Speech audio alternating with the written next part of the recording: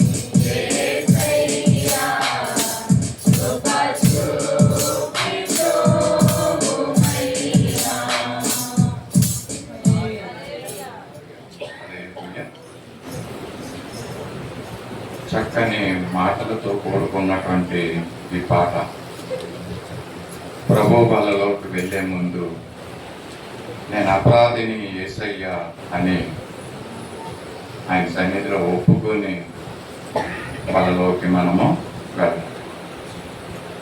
మనం ఒప్పుకోకపోతే కనీసం పుస్తకంలో స్క్రీన్ మీద కూడా వేయబడ్డది కదండి. స్క్రీన్ మీద వేయబడిన మాటలను చూసి విరిగి నలిగినటువంటి హృదయముతో దేవుణ్ణి అడగాలి, మనం పాడాలి. అపరాధిని యేసయ్యా నన్ను క్షమించు.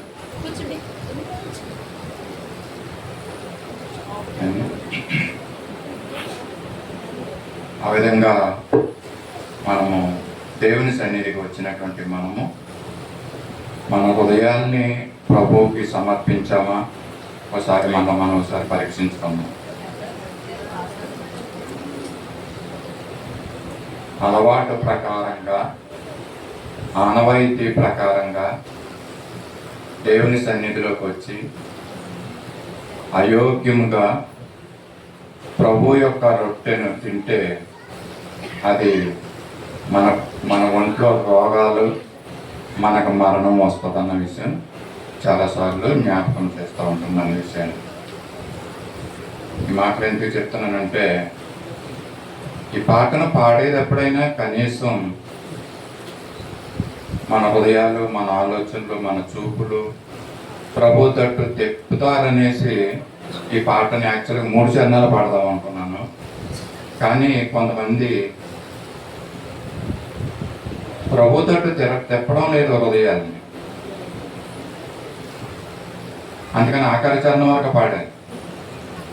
ఆఖరి చరణం వరకు పాడితే కనీసం ఇప్పటికైనా వస్తారని అంటే అప్పటికే రావట్లేదు. దినమెల్లా నా చేతులను చాపుతున్నాను అంటాడు యేసుప్రభు. మనము ఆయన వైపు తిరగడం లేదంటారు.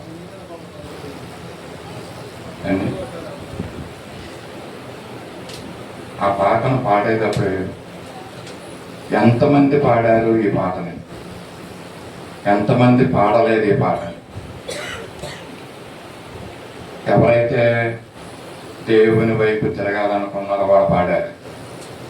ఎవరైతే తమ హృదయాన్ని సంపూర్ణంగా దేవునికి అర్పించలేదో ఇంకా వాళ్ళు పాడలేదు. మీ హృదయాలకు తెలుసు, మీ అంతరంగానికి తెలుసు.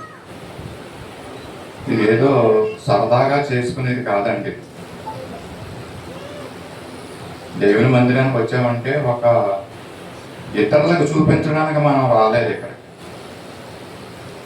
నీ క్షేమము నిమిత్తం నువ్వు వచ్చావని నేను అనుకుంటున్నాను.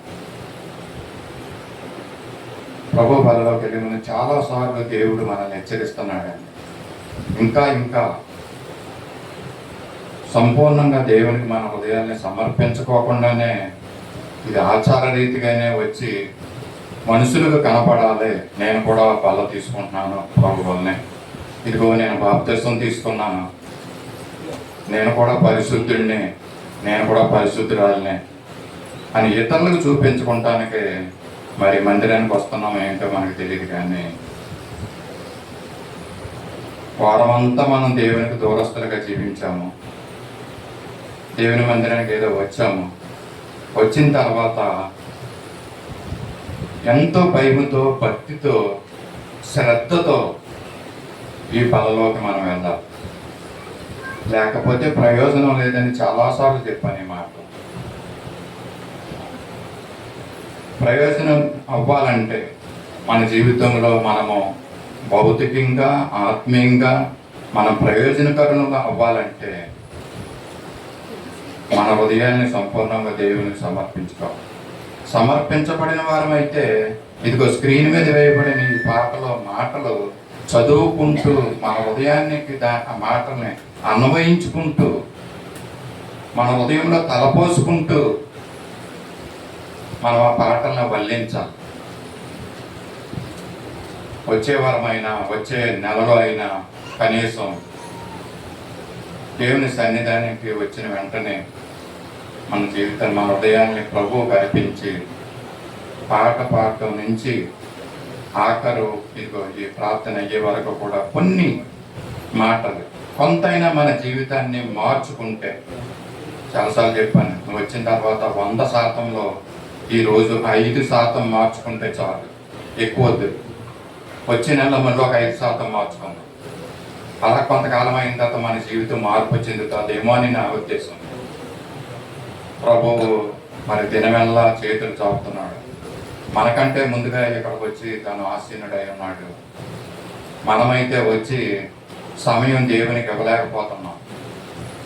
మనం బిజీగా ఉంటున్నాం కనుక యువతకాల సమయంలో ఎప్పటికైనా మించిపోయింది లేదు. ప్రభు పొలలోకి వెళ్తున్న మనము మన హృదయాన్ని ప్రభువుకి సమర్పించుకున్నాం సంపూర్ణంగా.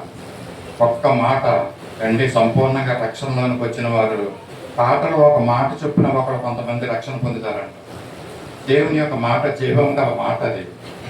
ఆ మాటను పట్టుకుని జీవితాలు మార్చుకున్న వారు ఉన్నారు అండి. ఒక ఐడియా జీవితాన్ని మార్చేస్తుంది, కానీ దేవుని యొక్క మాట మనం మార్చలేకపోతుంది. అక్కడ మనం మారడానికి ఇష్టపడలేకపోతున్నాం. వాక్యంలో చదువుకుందాం. కొరింథీ రాసిన మొదటి పత్రిక అపోస్తలుడైన పౌలు 11వ అధ్యాయంలో కొన్ని మాటలు మనము చూద్దాం. వాక్యం అంతా చదవద్దు, సమయం ఎక్కువవుతుంది కనుక. నేను మీకు అప్పగించిన దానిని ప్రభు వలన పొందితిని. మన ప్రభు అయిన యేసు తను అప్పగింపబడిన రాత్రి ఒక రొట్టెని ఎత్తుకొని కృతజ్ఞతాస్తుతులు చెల్లించి దానిని విరిచి, ఇది మీ కొరకైన నా శరీరము, నన్ను జ్ఞాపకం చేసుకున్నట్టుగా దీనిని చేయడని చెప్పాను.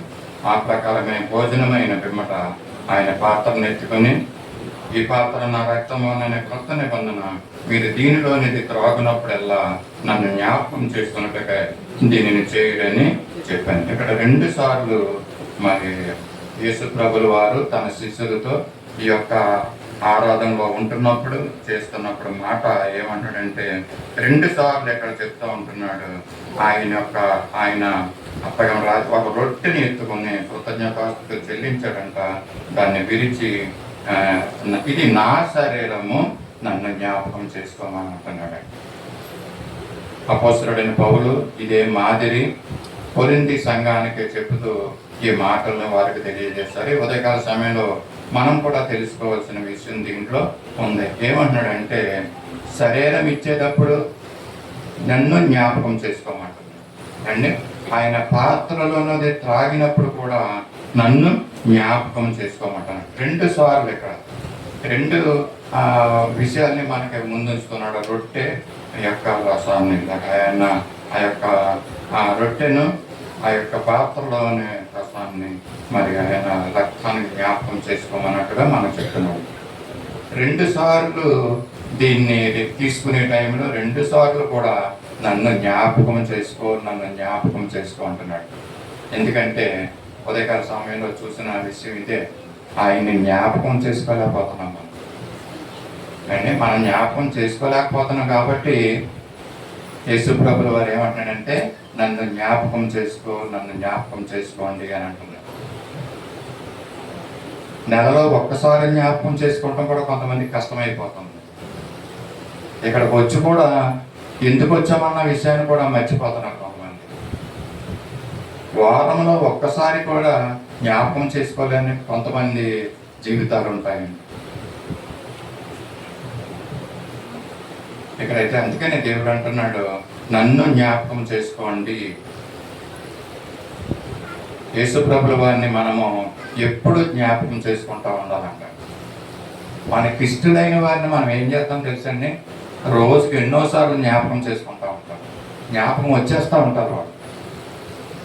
కానీ ఎంత రక్షణ ఇచ్చినటువంటి దేవుడు ఆయన్ని మనము జ్ఞాపకం చేసుకుంటా లేదు. అందుకనే ప్రభు అంటున్నాడు, నన్ను జ్ఞాపకం చేసుకోండి.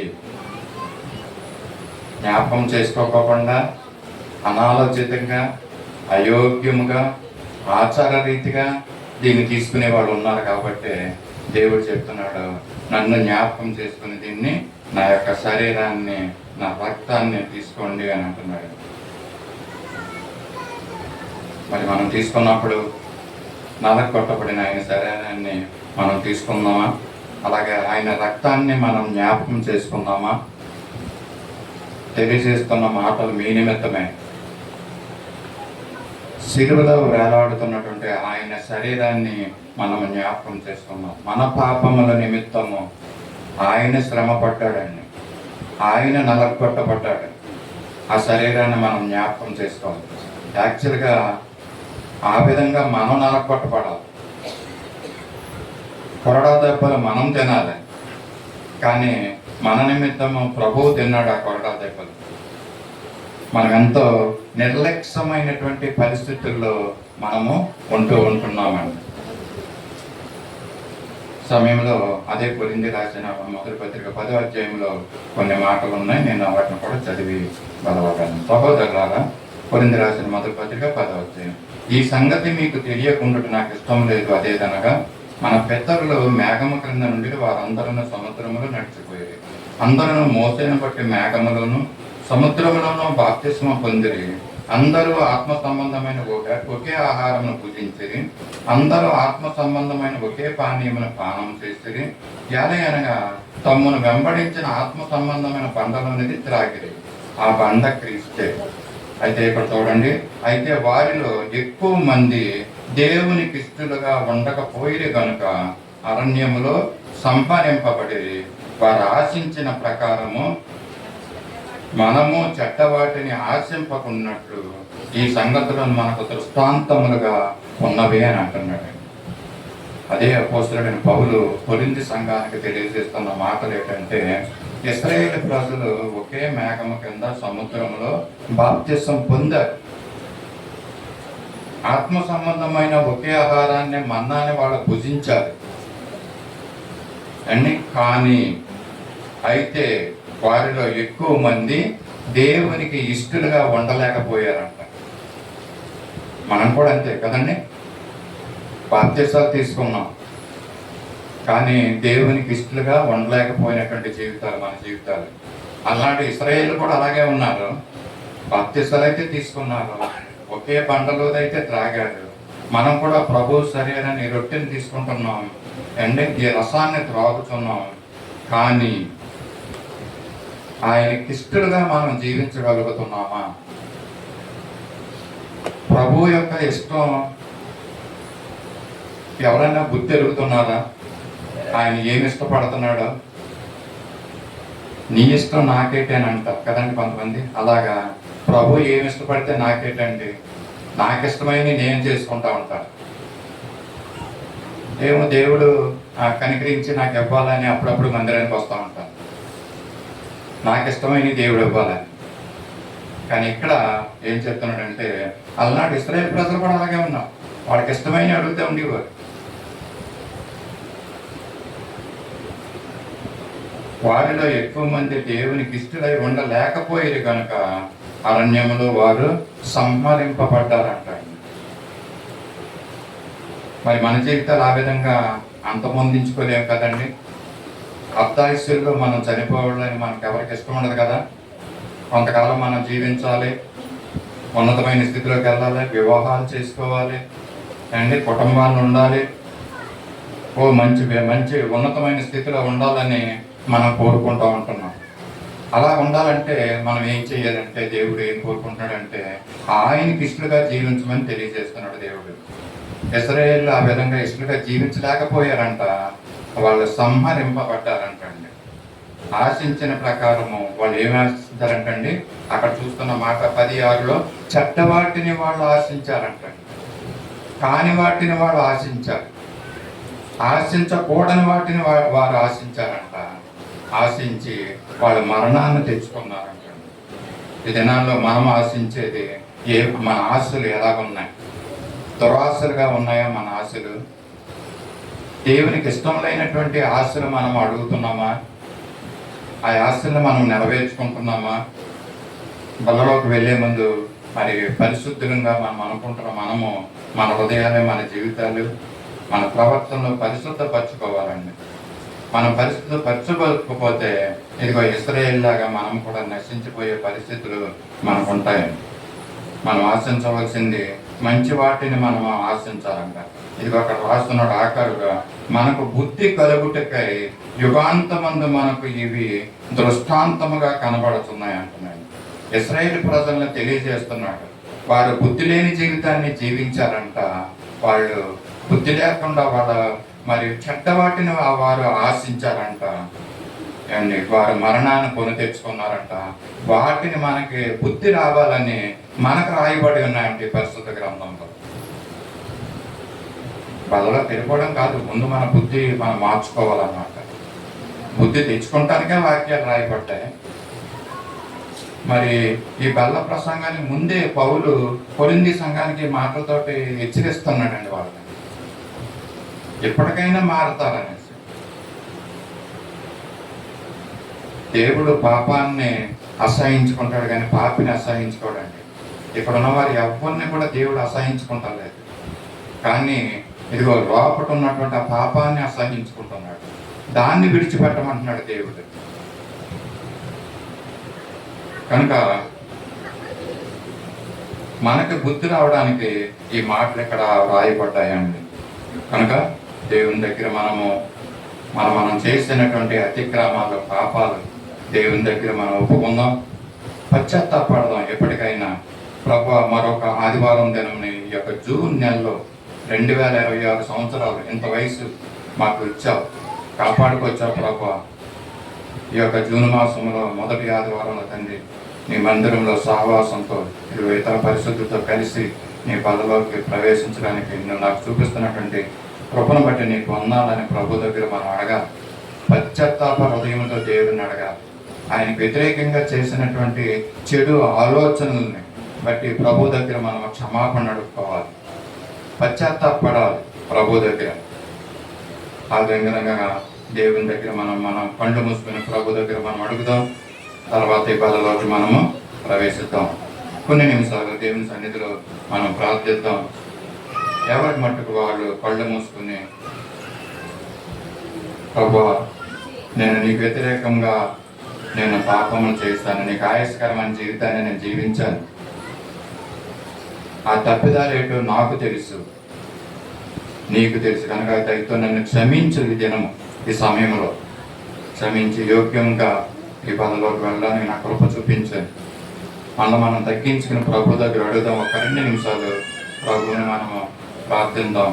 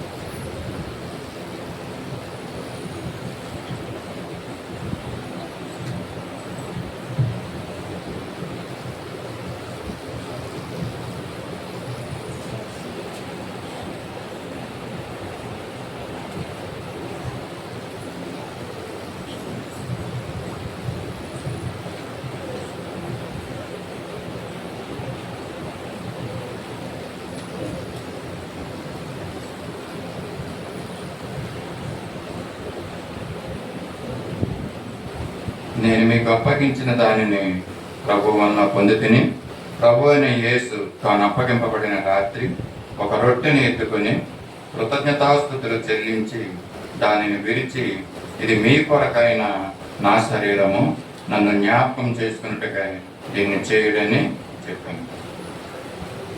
విరవబడిన యొక్క ప్రభు యొక్క శరీరం నిమిత్తము మనం ప్రార్థన చేసుకుందాం. మన మధ్యలో శ్రీమతి నీల్ కుమారి గారు ముందుకు వచ్చి ప్రభు శరీరం నిమిత్తమే ప్రార్థించవలసిందిగా కోరుతున్నాం.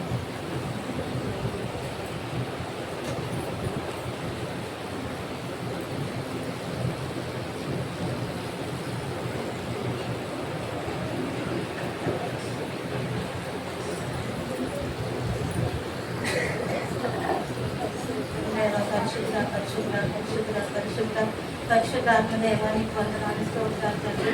రక్షకుడ మా విమోచకుడ మా శరీరుడ నీకే వందనాలు స్తోత్రములు తండ్రి. అయినా దేవానికి వందనాలు స్తోత్రములు తండ్రి. మా రక్షణ ఆధారం, మా ప్రాణాధారం, మా జీవనాధారం, మా దేవాధారం నీకే వందనాలు స్తోత్రాలు చెల్లించుకొచ్చున్నాం ప్రభా. దేవానికి వందనాలు తండ్రి ప్రభా. అయినా మా కోసం, మా పాపాల కోసం, మా పాపాల కోసం నా తండ్రి అయినా అయ్యా మన శిలువలో పడి ప్రభా నీ శరీరాన్ని ప్రభా నలుకొట్టుకున్నాడు ప్రభా. అయ్యా నీ వందనాలు స్తోత్రాలు చెల్లిస్తున్నాము తండ్రి. అయ్యా మరి కొరడా దెబ్బలతో నన్న ప్రభా చేర్చబడిన రక్తాన్ని మీ శరీరాన్ని మీ జ్ఞాపకం చేసుకొనిచున్నాము ప్రభా. అయ్యా చారులుగా ప్రభా తండ్రి. అయ్యా తండ్రి ఆ దెబ్బలతో తండ్రి నలగొట్టబడి నీ శరీరాన్ని జ్ఞాపకం చేసుకొనిచున్నాము తండ్రి. అయ్యా నీ దయా నీ కరుణను బట్టి నీకు వందనాలు స్తోత్రాలు చెల్లిస్తున్నాం ప్రభా. అయ్యా మీ త్యాగాన్ని బట్టి నీకు వందనాలు స్తోత్రాలు చెల్లించుకొనిచున్నాము తండ్రి. దేవాను గొప్ప దేవుడు, పరిశుద్ధుడు, లోకరక్షకుడు తండ్రి. అయ్యా తండ్రి లోకాన్ని పరిపాలించి మా దేవుడు వేస్తాయా నీకు వందనాలు. నిన్న నేను యాత్రికగా నాతో మాతో ఉండే దేవుడు వేస్తాయా నీకు వందనాలు. అయ్యా తండ్రి నాయన ఇదిగో ప్రభా మరి పునరుద్ధాన దినమాను నాయన అయ్యా నీ బలలో మేము పాల్గొనుకొనిచుండగా ప్రభా తండ్రి. అయ్యా తండ్రి నేను ప్రతి ఒక్కరూ తండ్రి సమయాన్ని సద్వినియోగం చేసుకొని గొప్ప దయచేయండి. ఇంత గొప్ప రక్షణ నిర్లక్ష్యం చేసే వారంగా మేము ఉండకూడదు తండ్రి ప్రభా. మీరు చేసిన త్యాగం తండ్రి మీరు నిర్లక్ష్యం చేసే వారంగా మేము ఉండకుండా తండ్రి ప్రతి ఒక్కరిని ప్రభా అయ్యా నీ సిలువ చాట్లు మరుగుపరచండి ప్రభా. నేను నీ బలిస్తున్న రెక్కల చాట్లు భద్రపరచమని ప్రార్థించుకొనిచున్నాము తండ్రి. అయ్యా నీ వందనాలు స్తోత్రాలు చెల్లిస్తున్నాము తండ్రి. మా కోసం మా ప్రాణం పెట్టాను వేస్తయ్యా తండ్రి. అయినా నీ శరీరాన్ని ఎంతగా నలగొట్టుకున్నాం ప్రభా. అయ్యా 39 కొరడా దెబ్బల ప్రభా. అయ్యా ఎంతగానో మీరు అనుభవించారు వేస్తయ్యా నీకు వందనాలు స్తోత్రాలు తండ్రి. మా గొప్ప దేవ మా పరలోకపు తండ్రి నీకు వందనాలు స్తోత్రాలు చెల్లిస్తున్నాము తండ్రి. ఇచ్చిన దినాన్ని బట్టి నీకు వందనాలు, ఇచ్చిన సమయాన్ని బట్టి నీకు వందనాలు స్తోత్రాలు తండ్రి. అయ్యా నీ శరీరాన్ని మేము తీసుకొని చుండగా తండ్రి నాలో మాలో ప్రతి ఒక్కరిని సరిచేసుకునే జీవితాన్ని మాకు దయచేయమని ప్రార్థించుకొనిచున్నాం ప్రభా. సమస్తం ఎరిగిన దేవుని సర్వాంతరం సర్వశక్తివంతుడు వేసేయ నీకే స్తుతి ఘనత మహిమ ప్రభావములు చెల్లించుకోవచ్చు. నజరేయుడైన యేసు నామములో ఈ చిన్న ప్రార్థన అడిగి వేడుకొనిచున్నాం తండ్రి. ఆమేన్. దీన్ని పంపిణీ చేయడానికి శామ్యూల్ గారు కూడా ముందుకు రా.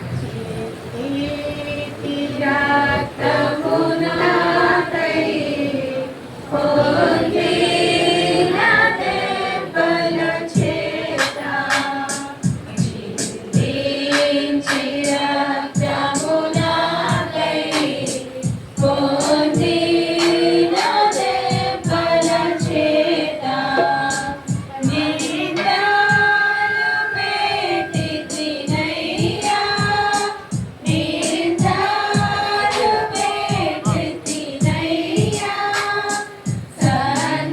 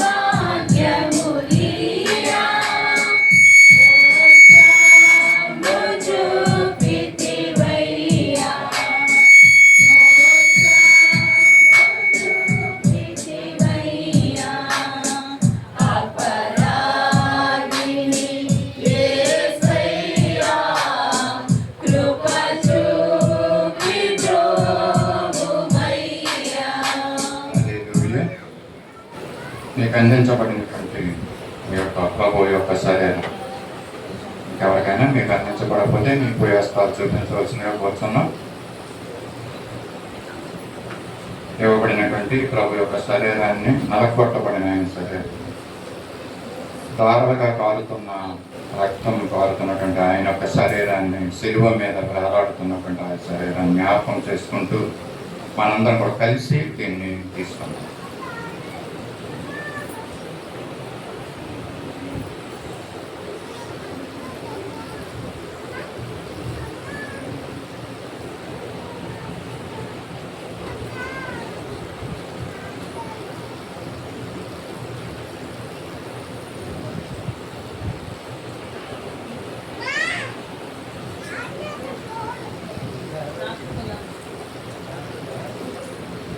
ఆ ప్రకారమే భోజనమైన పిమ్మట ఆయన పాత్రను ఎత్తుకొని, ఈ పాత్ర నా రక్తం వలన క్రొత్త నిబంధన, మీరు దీనిలోనిది త్రాగునప్పుడల్లా నన్ను జ్ఞాపకం చేసుకున్నట్టుగా దీనిని చేయడని చెప్పాను.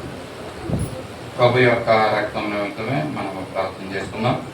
మన మధ్యన జీవన జ్యోతి గారి ముందుకు వచ్చి ప్రభు యొక్క రుద్ర నిమిత్తం ప్రార్థన చేస్తాం. పంట మూసుకుందాం.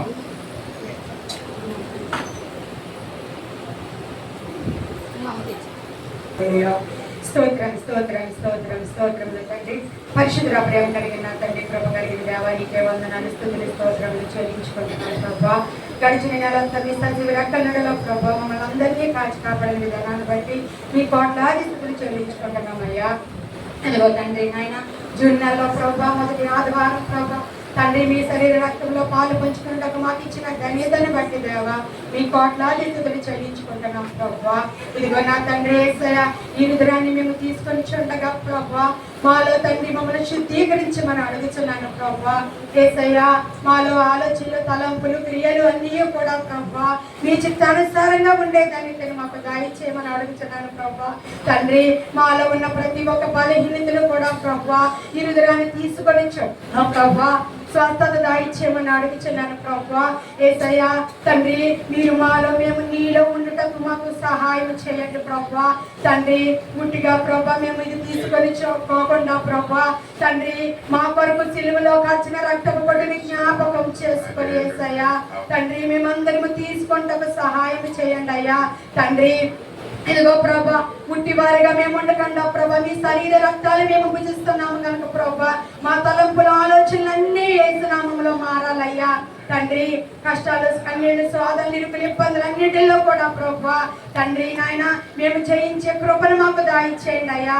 దేవా మీ మీద ఆధారపడే ధన్యతలు మాకు దాయిచ్చేయమని ఇంకొకసారి ప్రభా నాకు ఇచ్చిన ధన్యతని బట్టి కృతజ్ఞతలు చెల్లించుకుంటూ ఇంకా ఎవరికైతే ఈ భాగ్యం లేదో ప్రభా వారందరికీ కూడా ఈ భాగ్యం దాయిచ్చేయమని అడుగుచున్నాను ప్రభా. తండ్రి ఇంతవరకు మీ కృపలో మమ్మల్ని భద్రపరిచినందుకు వందనాలయ్యా.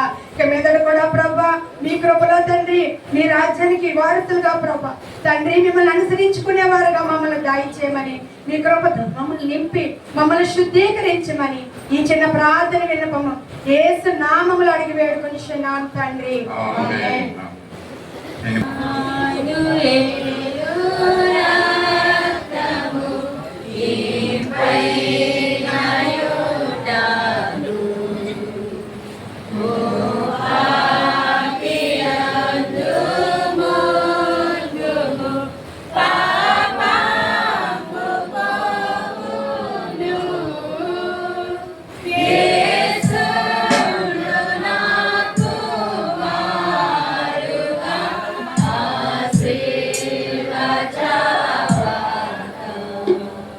శ్రీ యేసు రక్తమే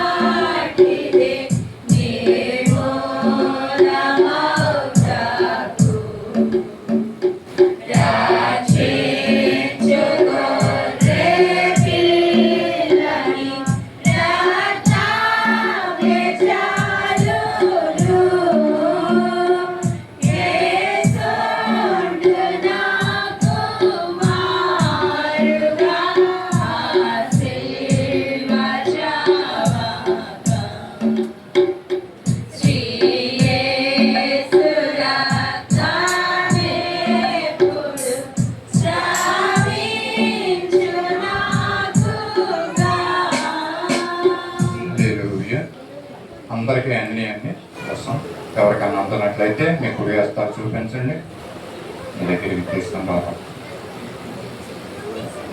మీకు ఇవ్వబడినటువంటి యొక్క ప్రభువు యొక్క అమూల్యమైనటువంటి రక్తాన్ని, శిలువలో చిందించినటువంటి ఆ రక్తాన్ని మనం జ్ఞాపకం చేసుకున్నాం. గొల్గొతా కొండ మీద ఆయన పడినటువంటి ఆ యొక్క వేదన, ఇదిగో చెమటను రక్త బిందువుల వలె అక్కడ పడుతున్నాను జ్ఞాపకం చేసుకున్నాం. ఈ యొక్క రక్తం ద్వారా మన పాపములను కడగడానికి ప్రభు చూపించిన ఆ యొక్క కృపను బట్టి ప్రభువుకు వందనం చెల్లిస్తూ మనందరం కలిసి దీన్ని తీసుకున్నాం.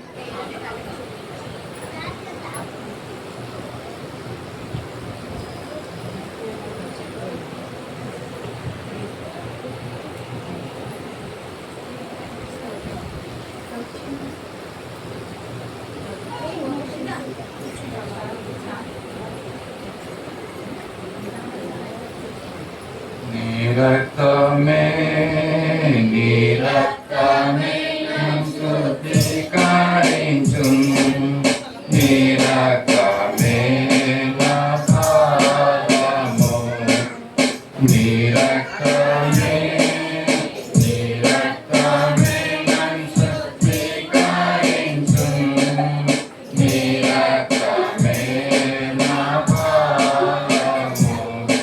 మమ్మల్ని అద్భుతంగా ప్రేమించిన మా పాప తండ్రి, పరిస్థితులను దేవా ప్రేమను నీ పరిస్థితి బాధలకు వందనాలు స్తోత్రాలు చెల్లించుకుంటున్నాం. ఇక మా సహవాసాన్ని మీరు జ్ఞాపకం చేసుకుంటూ మీరు చూపిస్తున్న నీ కృపాంతటం బట్టి నీకు స్తోత్రాలు అయ్యా వందనాలు చెల్లించుకుంటున్నాం. ప్రభావాన్ని బలలో ప్రవేశించే యోగ్యులుగా మమ్మల్ని నడిపించారు, దాన్ని బట్టి నీకు స్తోత్రాలు వందనాలు స్తుతులు చెల్లించుకుంటున్నాం.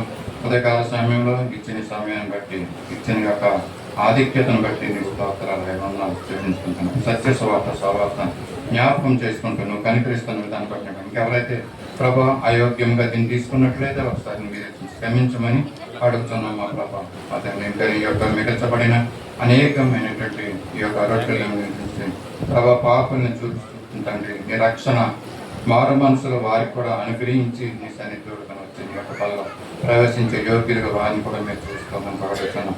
గొప్ప తండ్రి నీ స్తోత్రాలు వందనాలు చెల్లించుకుంటున్నాం. రక్షణ ఇచ్చిన బట్టి నీ స్తోత్రాలు వందనాలయ్యా. ఇంకా అనేకులు మాలో బలహీనులు రోగులై ఉన్నారు, వారి నిమిత్తం కూడా ప్రార్థిస్తున్నాం. వారి సంపూర్ణ స్వస్థత ఆరోగ్యాన్ని మీరు అనుగ్రహించి మీరు మహిమ పొందమని కూడా ఈ యొక్క కార్యక్రమం అంతా మాకు దీవెనకరంగా ఆశీర్వాదకరంగా ఉన్నట్టు చేస్తున్నందుకు మీ స్తుతులు చెల్లిస్తూ యేసయ్య పరిశుద్ధ నామములో అడిగి వేడుకొంటున్నాం తండ్రి, ఆమేన్. స్తోత్రాత్మన నర్పింతము జపధూపము వేసి కీర్తింతుము, ఆకృండైన యేసుడు